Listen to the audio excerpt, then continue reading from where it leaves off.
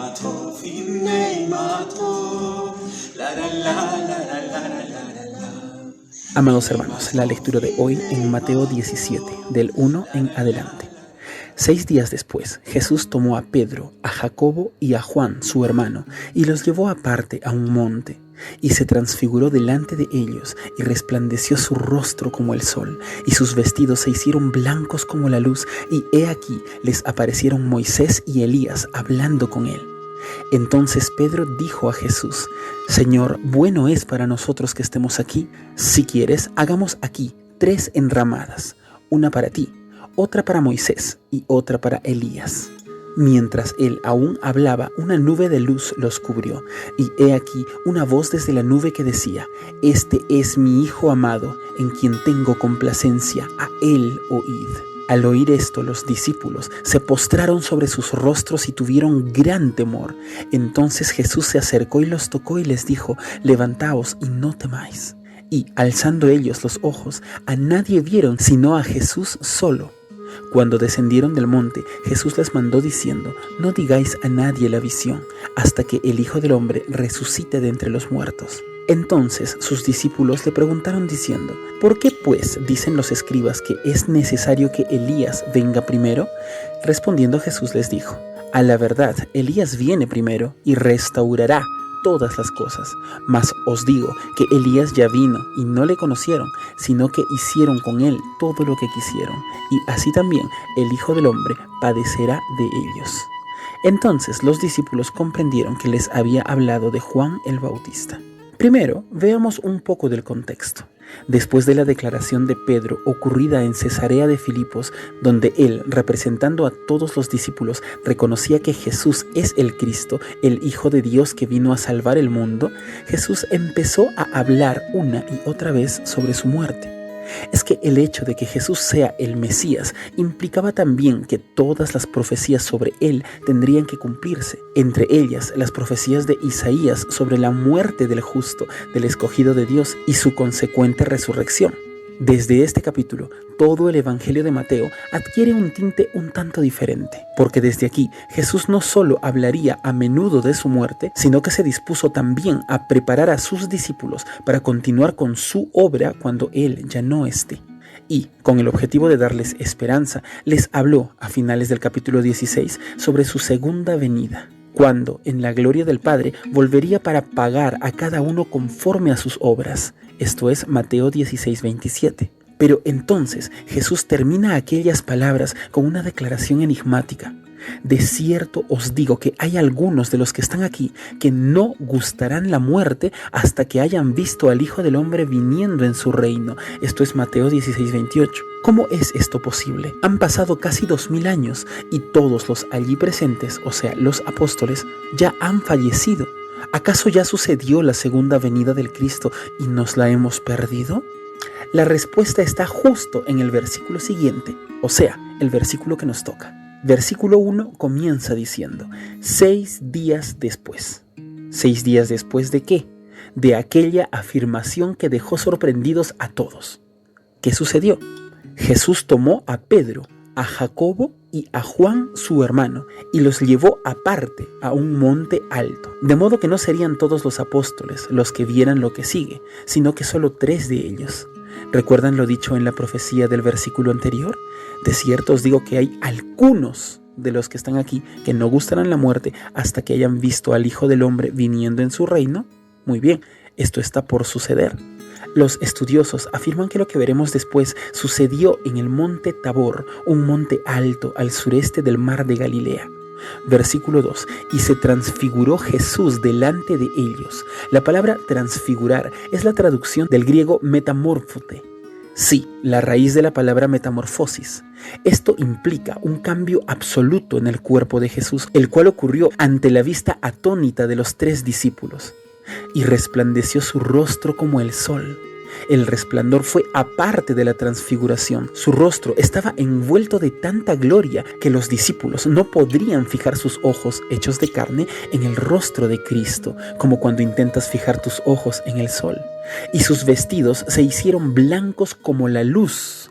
De modo que no solo el cuerpo de Cristo fue transformado, sino que incluso sus vestiduras materiales adquirieron forma sobrenatural. Versículo 3. Y he aquí, les aparecieron Moisés y Elías hablando con él. El testimonio de los apóstoles no indica que Elías y Moisés tuvieran también su rostro resplandeciente o que tuvieran la misma gloria del Cristo. Es más, Lucas, al describirlos, explica que ellos, Elías y Moisés, estaban rodeados de la gloria. La gloria no salía de ellos. En otras palabras, Moisés y Elías estaban rodeados de la gloria de Dios que se desprendía desde Cristo Jesús. Pero, a ver, un momento. ¿Cómo podrían los tres apóstoles reconocer a estos grandes profetas del pasado? La Escritura no da más detalles, pero sabemos que ellos son inspirados por Dios, quien repetidamente habló a sus corazones, de modo que cuando sucedió lo que estamos leyendo por obra del Señor, los apóstoles Pedro, Jacobo y Juan supieron inmediatamente quiénes eran aquellos que habían aparecido alrededor de su maestro. Pero, ¿por qué tenía que ser Moisés y Elías los que aparecieron? ¿Por qué no fueron Enoc y Noé, por ejemplo, o el rey David, o algún otro personaje célebre del pasado? Moisés es quien recibió de primera mano la ley que los judíos religiosos tanto atesoraban y a la que decían someterse. Por lo tanto, Moisés representa la autoridad de la ley. Por otro lado, Elías fue el único entre los profetas, desde que existen las Escrituras, que nunca gustó la muerte. Elías representaba la autoridad de todos los profetas. De modo que la ley y los profetas estaban encarnados en aquellos dos legendarios personajes. Y estando ellos ahí, versículo 5, una nube de luz los cubrió, y he aquí una voz desde la nube decía: Este es mi Hijo amado, en quien tengo complacencia, a él oíd. Exactamente las mismas palabras que el Padre dijo en el bautismo de Cristo, solo que ahora el escenario es diferente. Ahí están la ley y los profetas, pero el Padre del cielo se enfoca en su Hijo y dice: a él oíd.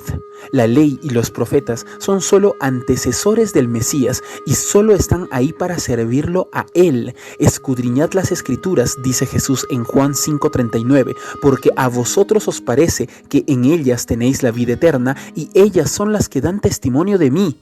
El Antiguo Testamento es tan palabra de Dios como lo es el Nuevo, pero puestos nuestros ojos en Cristo es que podemos entender todo lo escrito en la ley y los profetas, y es que estos están subordinados a Cristo Jesús. El reino de los cielos, donde Cristo es el Rey, no está lejano, recién descendiendo a la tierra. No, Cristo estaba aquí, y donde Él está, ahí está su reino. Acababa de quedar claro que incluso la ley y los profetas están sometidos a él. El reino de los cielos estaba establecido en Cristo Jesús, y así que en este mismísimo momento se había transfigurado, acompañado por estos dos grandes personajes de la antigüedad y ante estos sus tres apóstoles. Y así se cumple la enigmática profecía de la que hablábamos al comienzo de esta reflexión. Juan, Jacobo y Pedro no habían gustado la muerte aún, pero vieron al Hijo del Hombre en toda su gloria, trayendo el reino de los cielos a la tierra. Versículo 4. Entonces Pedro dijo a Jesús: Señor, bueno es para nosotros estar aquí. Pedro siempre es el más rápido en hablar, pero lo que él decía era reflejo de lo que los otros también creían. Este lugar es glorioso, diría Pedro. Quédense aquí y les haremos un lugar especial. Versículo 4. Si quieres, hagamos aquí 3 enramadas, una para ti, otra para Moisés y otra para Elías. Las enramadas son una obvia referencia a una de las fiestas sagradas de Israel que les recordaba la protección de Dios durante el camino del desierto.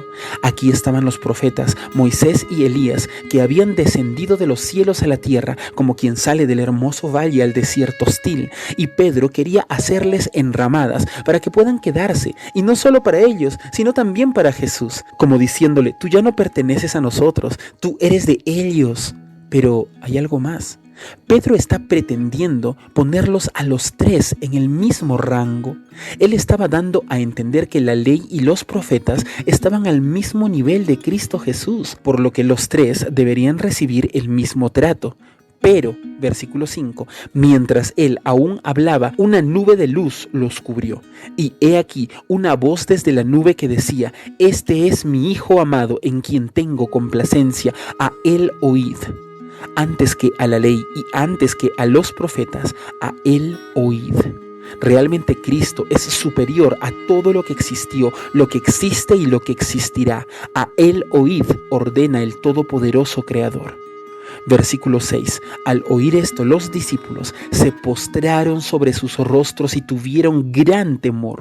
Este acto de postrarse es la reacción natural ante la presencia de Dios. Moisés y Aarón se postraron delante del Señor y su gloria los envolvió en Números 26. Ezequiel se postró rostro en tierra ante el Señor en Ezequiel 11:13. Y postrarnos es lo que haremos también todos nosotros cuando estemos ante su presencia en el juicio del gran trono blanco.